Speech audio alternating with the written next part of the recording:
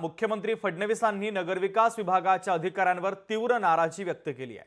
केंद्राच्या योजना राज्यात प्रभावीपणे राबवण्यासाठी अपयशी ठरले।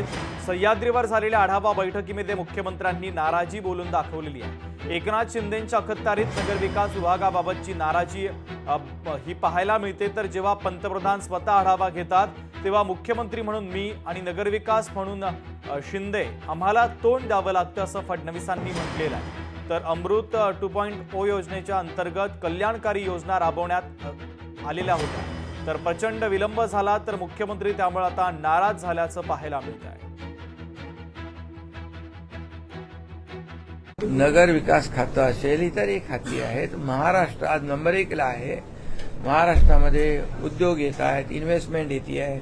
महाराष्ट्राचा जीडीपी नंबर 1 ला आहे। महाराष्ट्रामध्ये स्टार्टअप नंबर 1 ला आहे आणि 2.5 वर्षाचा कारकीर्द आपण पाहिलेली आहे। आता देवेंद्रजींची दुसरी इनिंग सुरू झालेली आहे। या ठिकाणी आमची महायुतीची पहिली इनिंग आपण पाहिली आहे।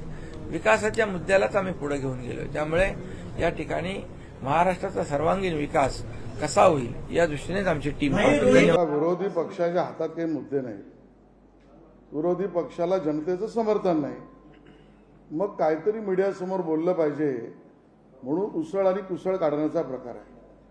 ज्या वेळेला माननीय मुख्यमंत्री, माननीय उपमुख्यमंत्री एकनाथजी किंवा अजितदादा हे सगळे आपापल्या विभागाचा आढावा घेतात, त्यात सूचना करतात, यामध्ये कोण कोणाला टार्गेट करणे का महाविकास आघाडी आहे का? की उद्धव ठाकरेंची मुख्यमंत्री असताना त्यांच्याकडे जाणारी फाईल राष्ट्रवादी काँग्रेसच्या शरद पवार आताच्या गटाला कधी परत मिळतच नव्हती। ते महाविकास आघाडीत होतं, महायुतीत नाही। लोकशाही मराठी ऐका, पहा, जागरूक रहा।